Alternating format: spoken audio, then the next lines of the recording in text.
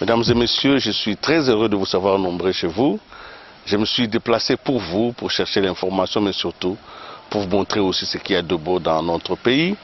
Nous sommes donc déplacés pas très loin, nous sommes venus vers Kassangoulou, nous sommes déjà dans le Bas-Congo et nous sommes ici parce que c'est un endroit qui nous rappelle des très grands souvenirs.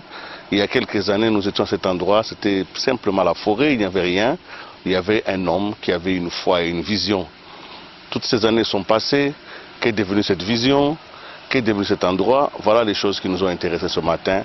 Et nous sommes donc venus pour vérifier la matérialité de la mise en œuvre d'une vision et d'un homme qui a cru en lui-même et qui a cru en Dieu et qui a décidé d'accomplir les choses pour lesquelles Dieu l'avait appelé. Je suis donc heureux ici de retrouver M. François Kalele qui est mon invité parce que nous parlions du Créateur. Il est venu dans cette forêt en costume par respect pour le Créateur. Merci. Il est donc mon invité et nous allons avec lui parler de quelques minutes. Nous allons ensemble visiter l'endroit qui a été au début juste de la brousse, mais aujourd'hui des familles et des familles entières vivent de sa vision. M. François Kalele, qu'on ne présente plus, est aujourd'hui le président de l'ARD, c'est une association de développement. Avec lui, nous allons d'abord redécouvrir l'endroit. M. François Kalele, il y a quelques années, avec vous, j'ai fait une émission sur cet endroit. Vous n'aviez que votre vision et vos paroles. Aujourd'hui, qu'est-ce qui est arrivé? C'est un grand honneur pour moi d'avoir cette opportunité que vous m'offrez, chaque fois d'ailleurs. Et je n'ai jamais eu des mots justes pour vous remercier à juste titre. Je remercie l'Éternel, notre Dieu, qui a toujours été dans vous pour m'accompagner pendant que j'en ai besoin. J'ai besoin aujourd'hui de glorifier le nom du Très-Haut pour tout ce qu'il a fait pour moi, pour ma famille, pour les miens et pour tous ceux qui sont en train de nous suivre et qui sont vivants. Vivants, ça veut dire des êtres humains, des êtres... les animaux vivent. Il y a aussi la végétation qui vit. Je le glorifie pour ça. Ceci étant dit, à cet endroit, vous vous souviendrez, vous êtes venus nous rencontrer. Il n'y avait pas grand-chose, si ce n'était que la parole de l'Éternel qui nous a guidés. Nous sommes venus ici, c'était d'abord pour trouver un endroit de pâturage. Nous avons acheté une vache avec mon épouse et on cherchait où amener la vache. Et j'étais président du conseil d'administration de la Régie des eaux. Et à l'arrivée, nous avons entendu le bruit de l'eau. Et nous avons demandé si on ne pouvait pas acheter la concession jusqu'au niveau de la rivière.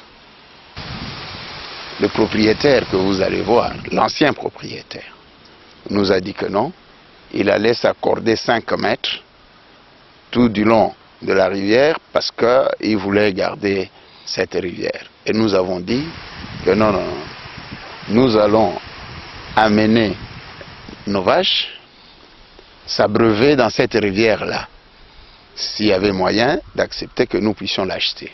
Dans un premier temps, il avait refusé. Et étant dans le domaine de l'eau, et avec toujours la façon de travailler qui a toujours été la nôtre, je m'accordais 5 minutes chaque fois que j'entrais dans mon bureau du président du conseil d'administration à prier. Et l'Éternel m'a dit qu'il était préférable que j'accepte, quitte à ce que je vienne négocier dans un deuxième temps, la partie restante, la partie où l'eau coulait et que je ne faisais qu'entendre le bruit. Et nous sommes venus avec mon épouse, Safi Ataga, qui m'a toujours accompagné, que je salue et que je remercie infiniment. Nous avons acheté. 3 mois après, il y a eu l'ordonnance qui est tombée. Je n'étais plus président du conseil d'administration. Mais déjà, j'avais prévu de remercier l'Éternel dans le sens que quand j'étais malade, avant de devenir président du conseil d'administration, le chef de l'État, Joseph Kabila, que je remercie encore, m'avait aidé sérieusement. Et j'ai voulu le remercier en personne par notre regretté Jean-Paul Kanga. Il m'a répondu en disant que non, il n'y a pas besoin qu'il vienne me chercher pour me remercier, car c'est l'Éternel qui est passé par moi pour pouvoir l'aider. Il était mourant et j'ai cru en ça. Et mon président Vital Kamerhe a été utilisé pour m'amener les moyens financiers. Je suis parti, je suis revenu, voilà. Je me suis retrouvé à la régie des eaux. Et ne sachant pas combien remercier le chef de l'État, Joseph Kabila, en la personne, j'ai choisi de venir ici et de construire un centre international de recherche et de prévention des catastrophes naturelles liées au changement climatique en Afrique, pour permettre à ce que les espèces qui sont moins mobiles avec la prévention de la catastrophe qui nous guette puissent être épargnées dans leur vie, que ce soit les humains, parce que les êtres humains aujourd'hui avec la mobilité, on peut quitter un continent vers un autre. Il y a ceux d'ailleurs qui peuvent avoir de la chance pour quitter la planète et aller au niveau de l'espace, mais il y a les êtres vivants, donc la végétation, les arbres, qui ne peuvent pas se déplacer, se mouvoir comme nous pour fuir, pendant que la prévision de la NASA que nous avons dont nous avons déjà parlé dans l'émission passée, je crois, dit que d'ici 2100, plus rien ne va exister au niveau du bassin du Congo si rien n'est fait. C'est comme ça que j'ai dit, bon, dans ce cas, nous allons construire ici un centre international de recherche. N'ayant pas les moyens pour faire venir les experts et les loger dans les grands hôtels, je me suis remis à la foi en l'Éternel que non, si nous construisons chez nous, on ne va pas aller dépenser l'argent pour que la recherche se fasse correctement. Qu'on prenne le temps nécessaire, parce que la recherche ça coûte cher, et que les gens qui vont venir ne soient pas pressés de repartir pendant que nous avons encore besoin d'eux à cause de manque d'argent. Et l'Éternel me dira, on croit ou on ne croit pas, que mon fils, il suffit que tu mettes la première pierre. C'est ici que nous avons posé la première pierre. Le reste, je ferai ça pour toi. Et je suis venu avec mon épouse et ma fille Glodia. À cet endroit, nous avons posé la première pierre. Et je n'ai pas recouru à un architecte parce que je n'avais plus de moyens, parce que ça coûte aussi cher. C'est difficile de transmettre à l'autre la pensée de la façon dont on veut avoir la maison, tout ça. C'est ici que nous avons posé la première pierre. Et la pierre en question, nous l'avons achetée à Kinsuka. Les camions venaient de Kinsuka pour nous amener la pierre ici. Et on devait aller chez Bia acheter la caillasse. Vous allez constater que la maison est restée inachevée. Mais un conducteur, donc le chauffeur d'un des camions qui nous approvisionnait en moellon, nous a dit, à moi, Papa Koudia, que mais, président, pourquoi tu vas chercher la pierre si loin pendant que tu as la pierre avec toi ici? Tu peux casser la même pierre et ça te permettra d'économiser un peu d'argent qui te reste encore de tes réserves de la régie des eaux. Je n'ai pas cru, sincèrement. Je lui ai dit, mais la pierre est là, mais comment ça peut devenir moellon? Il a connu un problème dans son travail, parce que le propriétaire du camion avait constaté que ce camion était devenu vieux. Il voulait jeter le camion. Il va maintenant nous proposer les services d'un des casseurs de pierre de Kinsuka, appelé Fédé, qui pouvait venir pour nous casser la pierre ici. Je n'ai pas cru non plus. Avec la Jeep, nous avons vu le monsieur venir. Fédé, il a remarqué quelques fissures dans la pierre. Et là, il va dire que non, ici on peut sortir la pierre, casser et rendre moellon. J'ai dit non, c'est pas possible. Nous lui avons fait confiance, Papa Koudia. Fédé nous a demandé du matériel pour juste reconnaître les petites fissures dans la pierre. C'est alors que nous nous sommes dit qu'effectivement le bon Dieu est Dieu. En plus de ce qu'il a déjà fait pour nous, aujourd'hui il peut parler dans ses enfants, parmi lesquels j'estime être un. Monsieur François Kalele, votre témoignage est émouvant. C'est comme ça que je ne vous interromps pas pour cette première question.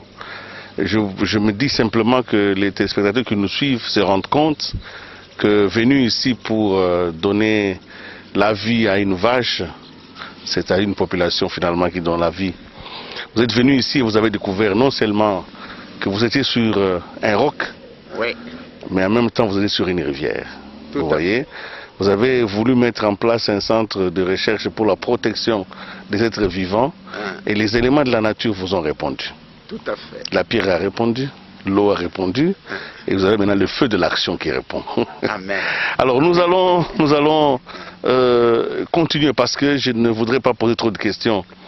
Mais vous avez vous-même introduit ma question et enfin vint la mine, la carrière. Tout à fait. Aujourd'hui, ce n'est plus simplement une petite pierre, c'est des tonnes et des tonnes qui sortent d'ici. C'est ça. Comment en êtes-vous arrivé là, vous qui n'avez plus presque pas de moyens? Comment vous avez fait qu'aujourd'hui, je vois même que dans la concession où nous sommes, non seulement il y a des Congolais, mais il y a aussi des gens qui viennent d'autres nations qui vous ont suivi ici. Vous êtes devenu aujourd'hui non seulement le promoteur, mais le patron. Non, non, non. Le patron, c'est l'Éternel, notre Dieu. C'est ce que j'ai toujours dit. Si vous m'accordez que nous puissions monter de l'autre côté, parce que ici, c'était le centre, le projet du Centre international de recherche. Mais de l'autre côté, nous avons aussi, avec la pierre qui est sortie d'ici, commencé les fondations pour les chambres. Afin que les chercheurs qui viendraient de loin puissent habiter dans la concession. Alors, amis téléspectateurs, vous me laissez le temps de me déplacer pour aller jusqu'à l'endroit et je vous retrouve tout à l'heure. On y va.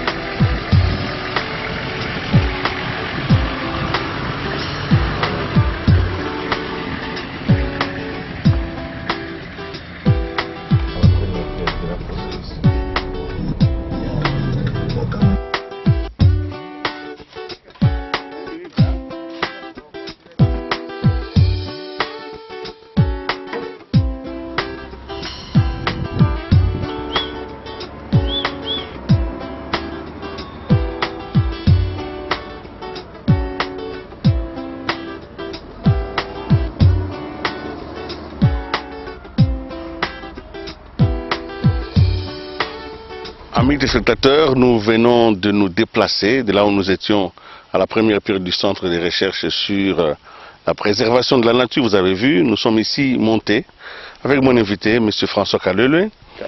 Kalouele. Voilà. Kalouele. Et vous allez voir que nous sommes à un endroit, tout à l'heure les images vont vous le montrer, nous surplombons évidemment la mine de Carrière aujourd'hui parce qu'elle est devenue presque totalement mécanisée. C'est une industrie qui fonctionne, mais qui fonctionne sur base de la foi et du miracle opéré dans la vie de cet homme. Et nous sommes donc avec vous. Vous allez me dire, c'est exactement quoi ici? Bien, comme nous l'avons constaté de l'autre côté, le projet c'était d'avoir un centre de recherche et de prévention des catastrophes naturelles liées au changement climatique en Afrique. Et ça nécessite à ce qu'il y ait des chercheurs. Moi, je ne suis pas chercheur. Moi, je fais la gestion des entreprises en France. Et les chercheurs, les scientifiques, devraient être invités pour que chacun soit dans son domaine et essaie de nous aider à voir dans quelle mesure nous pouvions contribuer tant soit peu à la réalisation de ce projet. Et ces chercheurs coûtent cher. Et il faut les loger. Il faut les mettre dans un endroit où il n'y a pas beaucoup de bruit et de dérangement. Et encore moins de bruit sonnant et trébuchant de l'argent. Voilà. Hein, parce qu'on n'en avait pas. Et on n'en a pas toujours assez. Hein, alors, nous avons pensé qu'il était préférable de construire sur ce site ici des appartements pour permettre à ce que quand le chercheur vient, il est logé ici chez nous. Ça peut lui prendre le temps que ça va prendre. C'est question qu'il se sente à l'aise et qu'on n'ait pas la pression des hôteliers, des restaurateurs et tout ça. Donc vous allez constater, la première module a justement donné jusqu'au niveau de la fondation en moellon. Vous comprenez, là où je suis, c'est la fondation en moellon. Nous sommes descendus à 1 mètre en dessous et c'est séparé par 2. Donc vous êtes des appartements jumelés, quoi. Des appartements jumelés. Mais vous allez constater une chose, parce que je n'ai pas travaillé seul dans la réflexion. Il y a mon ami d'enfance, Franck Mutondo, avec qui on partage quasiment toute la réflexion, tout ça. Chaque fois que j'avance, il vient avec moi.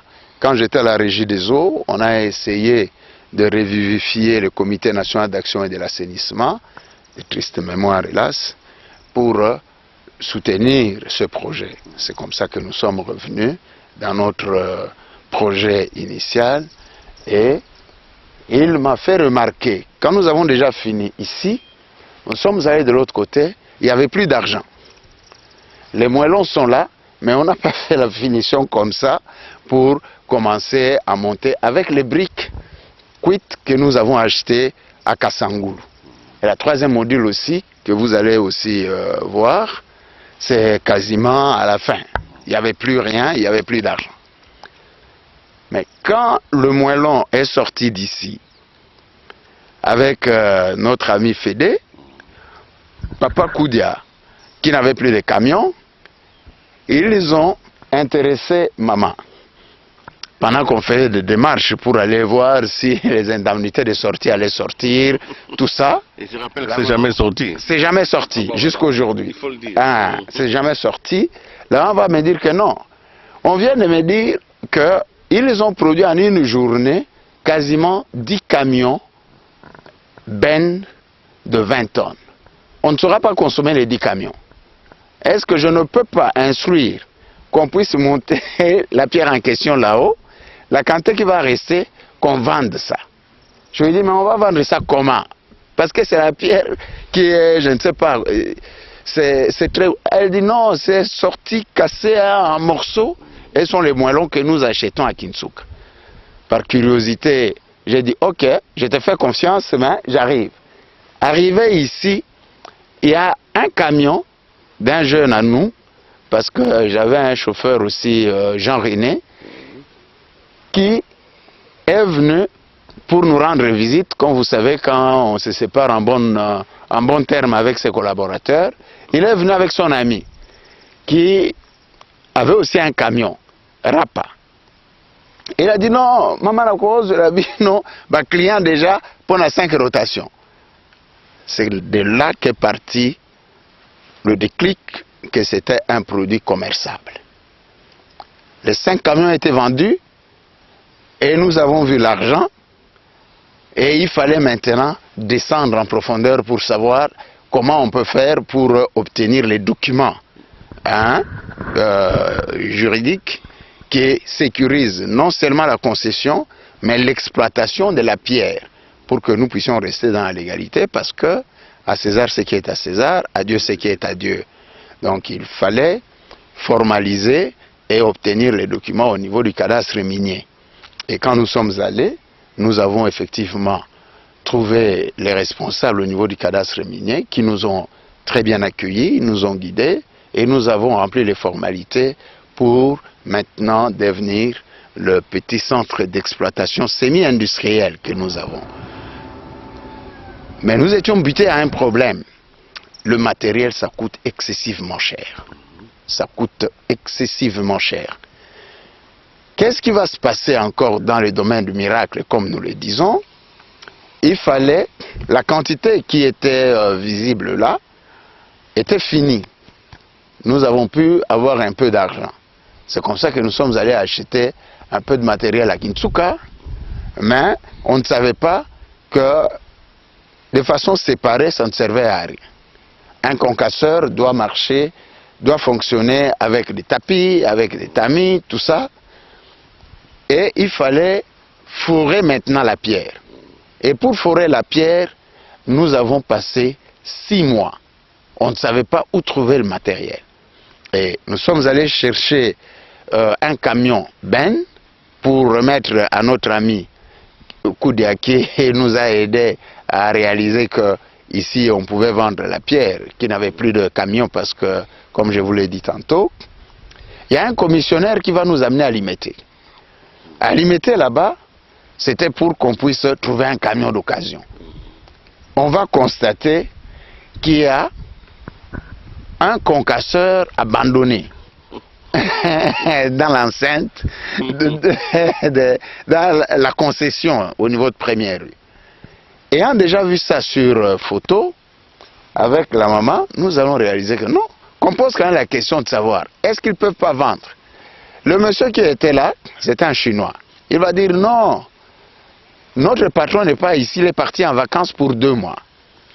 Mais vous voulez faire quoi avec? On dit non, on va faire la carrière. Il dit, oh, détrompez-vous. La carrière, ça coûte excessivement cher, vous n'allez pas y arriver.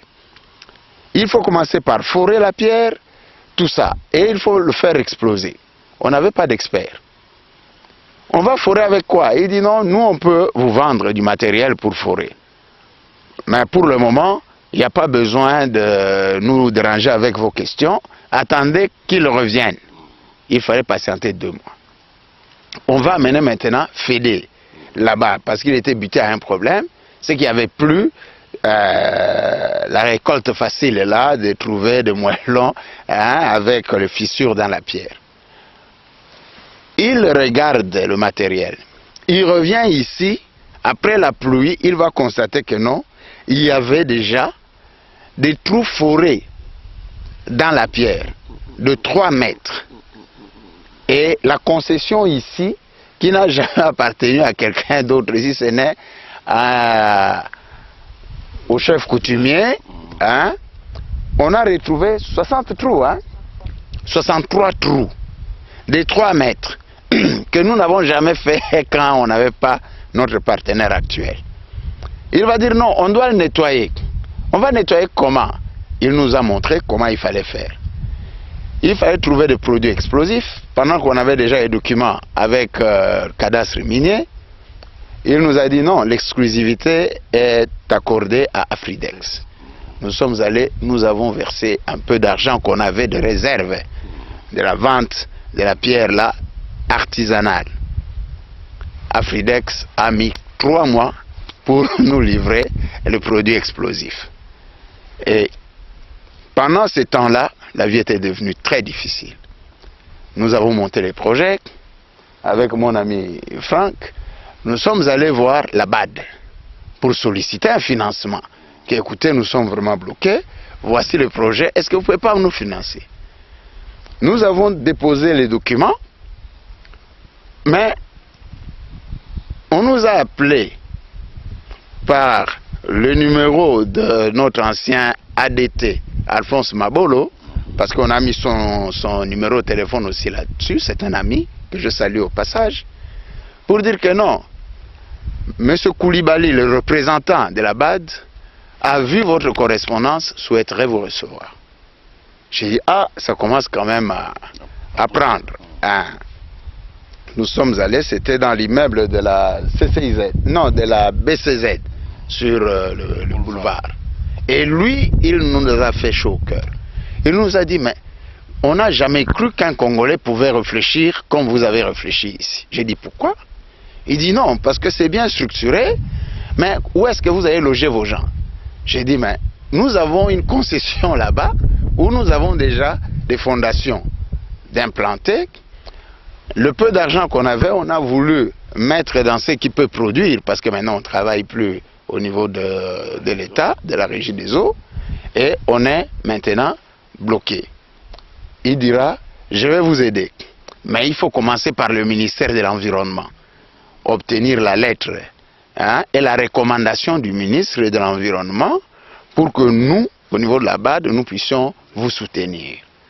Nous sommes allés au niveau du ministère. Nous avons introduit les documents et ARD, qui est une association sans but lucratif, au départ de construction et de développement à la base, était obligé d'adapter maintenant nos objectifs dans l'environnement. Et de l'autre côté, nous avons obtenu les documents, l'avis favorable du ministre de l'Environnement, que nous allons aussi remercier sincèrement. Au passage, il va se reconnaître. Et M. Koulibaly sera remplacé. De l'autre côté, notre ami est revenu. Donc, il n'était pas encore notre ami, le Chinois. Il a demandé à son collaborateur là, tu m'as dit au téléphone qu'il y avait un jeune homme qui est venu chercher cette histoire. Il veut faire quoi avec? On lui dit il veut faire la carrière. Il dit bon, il faut que j'aille visiter d'abord. Il va venir ici, on n'était même pas là. Quand il rentrera là-bas, on va envoyer ADT Alphonse Mabolo pour aller le voir. Parce qu'on n'avait plus de moyens, donc il ne fallait pas prendre 2-3 voitures avec les carburants. Négocier là, c'est compliqué. Alors il arrive là-bas, le monsieur dira non, je suis déjà passé partout là-bas, ces genres de carrière ça ne m'intéresse pas, c'est tout petit et je ne vais pas investir là-dedans. Moi j'investis aujourd'hui en Djili. Je vais vous envoyer en Djili, vous allez voir comment c'est déjà très difficile de monter une carrière pour le concassage, tout ça. Alors je crois qu'il faut seulement abandonner. Quand il est venu nous dire, avec madame, moi j'ai dit non, il faut que je le voie moi-même. Que je lui explique notre projet. Notre projet, ce n'est pas de faire de l'argent. Nous n'en avons pas, c'est pourquoi nous cherchons quelqu'un.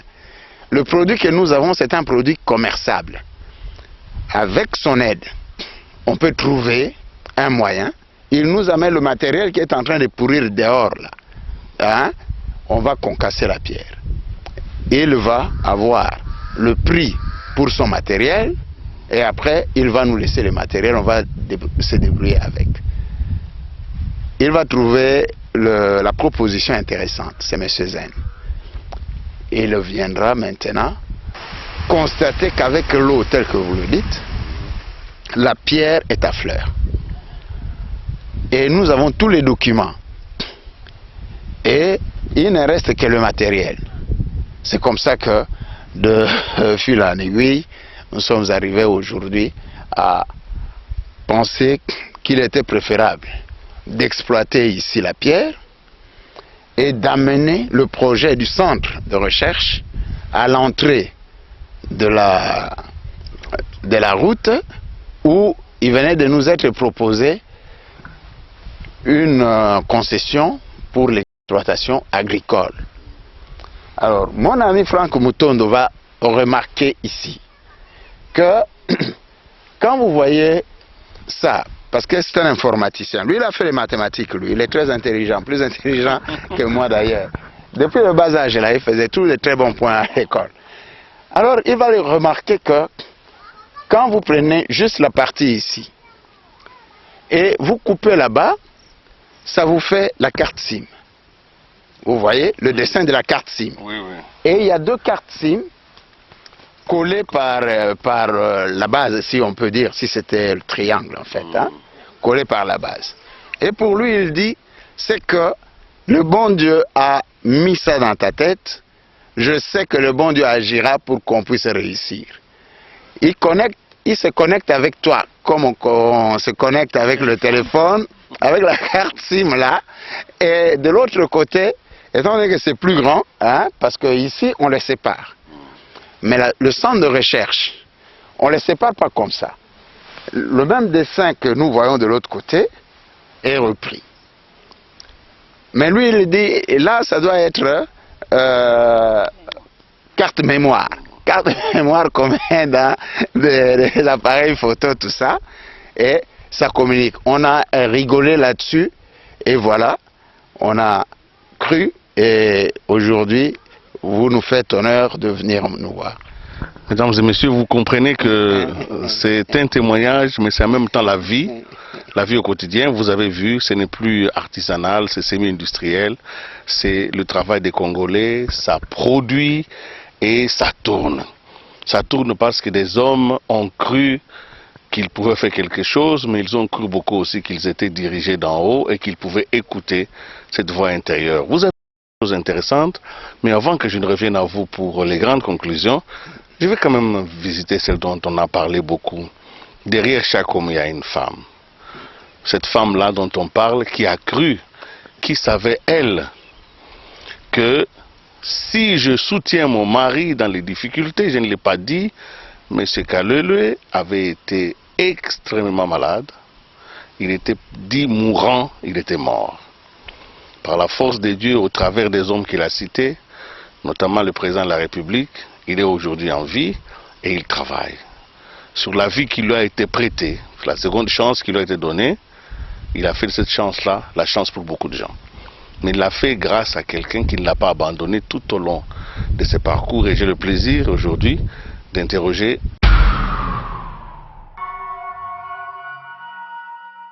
Madame Safi. Bonjour. Bonjour, Monsieur Willy. Ça fait quand même longtemps que je ne vous ai pas vu, mais je suis content parce que là, vous êtes la grande patronne aujourd'hui. Merci beaucoup. Alors dites-moi un peu, c'est vrai que votre mari a déjà dit beaucoup de choses, mais qu'est-ce que vous pouvez ajouter de plus dans les témoignages, surtout dans l'action, la main de Dieu dans votre vie, par rapport à ce que nous avons tous entendu? Sincèrement, ça me dépasse. Ce que le bon Dieu nous a fait, c'est une grâce, on n'a pas mérité. Mais le bon Dieu nous a donné la concession, comme mon président, qui est mon mari aussi, a bien expliqué. C'est la foi en Dieu. Quand on croit sincèrement à l'Éternel, il vous fait du bien. Et voilà, aujourd'hui, nous sommes vraiment bien dans l'Éternel, par les témoignages que mon président vient de donner. Au moment où il était presque parti, vous commencez à penser, vous allez rester avec les enfants, il n'y a pas de travail. Quel a été votre état d'âme? Qu'est-ce qui s'est passé? Et à quel moment vous avez senti que Dieu est descendu pour vous aider? En tout cas, quand bien même il était malade, mais l'Esprit de Dieu nous soutenait toujours. Parce qu'une fois, je me suis endormie et j'ai rêvé, l'Éternel me disait que non, lui fera l'équilibre du monde. Malgré qu'il était très malade, et ça j'écris sincèrement. Je me réveillais, je dis à François, François, écoute, aujourd'hui on me dit que malgré que tu es malade, mais c'est toi qui feras l'équilibre du monde. Et avec ces rêves-là, jusqu'à aujourd'hui, je crois toujours que l'Éternel nous fera cette grâce-là. Alors dites-moi, maman, moi aussi, parce que vous avez parlé très bien français, mais je sens que le lingala peut nous aider aussi à atteindre les autres femmes qui aujourd'hui ont abandonné leur mari, ont laissé leurs enfants parce que les difficultés de la vie elles sont cassées, elles sont parties. certains pensent qu'ils ne peuvent pas supporter un jour de faim. Qu'est-ce que vous pouvez leur dire? Tango sur Bali Mbali, il faut qu'on y ait ils aident dans les meilleures choses et des fois dans les pires aussi. Nga na zwaki Mbali, na bon, na Bali. Tant on a Bali, ils ont chemin sans retour. Alors, nous soit comme ça, il faut la soutenir. D'aller bien sûr. En tant que maman, que Mbali soit dans moyen de akimae. Bon Mbali a maladie akimae. Ils ont vraiment erreur munene. Pour na biso ba maman ba pesa biso makasi ya kolobaki. Toza pembe na ba papa il faut to ba ko soutenir bango malamu. Baza na makasi ceux qui l'ont musala ko tambola malamu na mboka. Eza parce que maman aza pembeni. Oyo azo partager na Mbali na eloko moko ya malamu.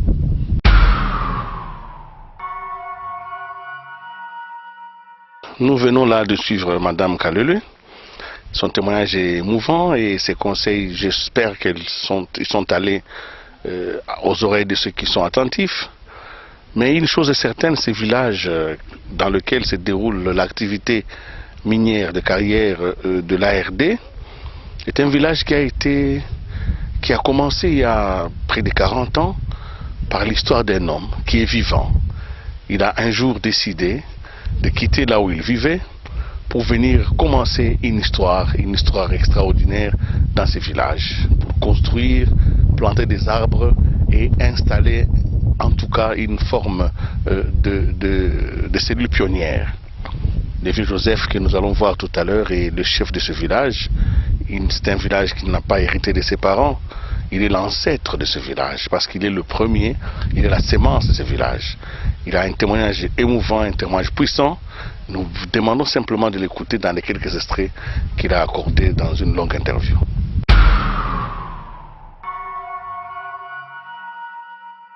Papa Joseph Toye Kotalayo Awa, avant de kotana Muzindo Masolo, d'abord vous présentez yo Mukoza Nani, Awa Mboka Toza Mboka Nini. Mbuko izali mbuka mongo munkoka. Lobi boy. Yego ma bikoli nyusu ifo buku ya kuvanda awa. Mbuko yo tata na ngai mutatika yangu te, koko na ngai tika yangu te, ngai moko mutenda pasula mbuko ojo. Ya wana pesa na lota ndoto. Mbuko pesa kombo mongo munkoka. Yekubenda bikoli na bikoli bukuvanda awa. Ngai na pasula mbuka pamba te. Parce que soko na vani sika ya kati ya famille. Soko de loni njete, ou bien moi susu na ngai yeke kukote na ndako ya famille ekuime mantata. Yang wana na lala ki na minsongi wana. Na butu na lota ki ndoto. Na moni muntu ayuku telema alobi mabunga ngana ndimi na mpongi. Alobi lungwa na mbuko oyo. Parce que makamo mingi za kuyawa, o lobi makamo yo lobi. Soko lobi te, yo ulowaga te mesikawa. Parce que la mbuka na yo moko koko na yo atika te, tata na yo atika te, noko na yo atika te, o zala yo moko mokunchi. Ngai, soko zala na yo elongo. Tokeneka po na mboka oyo sikoyo na mboka oyo lelo toye awa po oyambi batu mingi oyambi misala minene oyambi batu bauti bae so yo yaki kuvanda na mboka oyo te kutu lelo basali carrière wana te parce que balinga balika kaka bamoni nzete na mutu ayebisa kiyoke ya kuvanda na mboka na zana yo atiki yo te yebisa ngana no mutu oyo aye kusala misala awa Papa François Kalele bukuta na ndenge nini omoni ndenge nini. Je lera yaki ngai le bushu na yebaki yete me lera yaki ayugo luka isika ngai bantu nyosu bayaka awa bavanda kakawa na jambi ye bien to soinite to bundite parce qu'il y a le besoin de la famille. C'est que depuis que boza kosa na ye misala yo salema omoni ndenge nini makambo zokende makambo na moni parce que na sepiri parce que musalo asala yango kala mais comme balana kama leme ekula kama leo akenako maleme awa nzubi izali izalite ati kulboy izande wana sikawa ngala lobeki na ye na Papa François Kalele na lobeki na ye soko bali mwasi ya sika kotika mwasi ya kalate bangala baloba kubwaka nzungu ya kalate lero musuzo kamete nguba oko karinga ya una nzungu wani ya kala nzungu ya sikati. Alors le kula baya afunguli musalo na sepiri bien abusa na pe nzungu ya kalate abusa na nzungu ya kalate ye moko oyo tubandaki fanation ya koloba ya makambo ye moko abosini yango te izani mutuna ye moko parce que bayemaki nzimbu boyi na bantu ba nzimbu mundanda ayaya mundanda nga mundanda mama ayaya mundanda matoyo goyoga mnogo goloba matoyo goyoga ntango yangayi mundanda ayaya mundanda baninga batikinga na nzira ayaya mundanda mnogo goloba matoyo goyoka misu kumona yemoga yebi.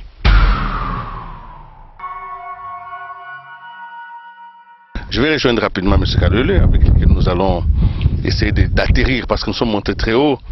Nous allons atterrir. M. Kalele, je voudrais dire aux gens que, avant de venir, je me suis inquiété moi-même de savoir si vous aviez vraiment les documents qui vous donnent le droit de faire ce travail. J'ai lu moi-même que vous aviez l'autorisation pour l'exploitation de carrières permanentes, la 10850. 10 850. C'est ça qui a été signé par M. Moupande de Camille. Voilà, donc vous êtes dans la légalité. C'est important pour vous d'être dans la légalité. Pourquoi? Alors que tout le monde peut gagner l'argent dans la mafia. Je suis citoyen de la République. Il y a les textes qui sont votés, qui nous demandent d'avoir des documents pour exploiter une carrière. Je me suis conformé à cela. Et étant donné que l'ONG, l'organisation non gouvernementale ARD, Association pour la reconstruction et le développement, ne peut pas se représenter en ma personne seule, il fallait maintenant trouver le mécanisme financier, un montage financier qui fera que nous puissions nous en sortir. Parce que nous avons introduit les documents partout, au vu du fait que c'est un concept nouveau. La lutte contre les changements climatiques, les bailleurs de fonds ne nous ont pas suivis. Et l'unique bailleur de fonds que nous avons trouvé, c'est l'Éternel, notre Dieu. Alors, voilà pourquoi j'ai dit, pour être avec lui, il faut être d'abord en règle avec la République. Nous payons nos taxes, nous nous organisons pour être corrects avec ceux qui viennent vers nous, en ce qui concerne l'État, nos obligations vis-à-vis de la République, et voilà. Vous avez bien fait de respecter la loi et c'est une bonne chose. Alors nous allons rapidement parler de la symbolique de cet endroit. Il y a trop de symboles, M. Kalele, dans votre vie. Alors, vous voyez, vous avez vous-même cité la parole de Dieu, la Bible. Je voudrais vous rappeler que la Bible, Jésus qui parle à Pierre, il a évolué avec Pierre, son disciple, pendant de longues années. Et les jours où il demande à Pierre, qu'est-ce que les gens disent que je suis? Les autres parlent de la rumeur, vous êtes ceci, vous êtes cela. Et Jésus demande à Pierre, mais qu'est-ce que toi, Pierre, tu dis que je suis? Et toi, qu'est-ce que tu dis que je suis? Pierre se concentre et Pierre dit, tu es le Fils de Dieu vivant. Jésus dit, ce que tu as dit, ce n'est pas la chair ni le sang qui te l'ont dit, ça t'a été révélé d'en haut. C'était une conviction puissante. Donc Pierre a évolué jusqu'à la conviction. Alors quand je parle de la pierre, je parle de la pierre que vous sortez d'ici. Qui était là quand vous y étiez venu, vous ne saviez pas. Non. Comme Pierre savait que Jésus était là, mais personne ne savait qu'il était le Fils de Dieu. C'est vrai. Donc il y a un cheminement entre ce qu'on vous donne et ce qui est caché dans ce qu'on vous donne. Quand on vous donne un cadeau, il faut savoir l'ouvrir, n'est-ce pas? C'est vrai. Vous avez ouvert le cadeau, vous avez trouvé la pierre. Cette pierre, maintenant vous gagnez de l'argent. Vous ne pouvez pas dire que vous êtes sans moyens parce que ce qu'on vous donne, il faut le reconnaître. Que faites-vous des moyens que vous gagnez ici? De la pierre qui est la conviction, qui est le cadeau qui vous a été donné. Qu'est-ce que vous en faites? On utilise cet argent pour l'autofinancement du projet.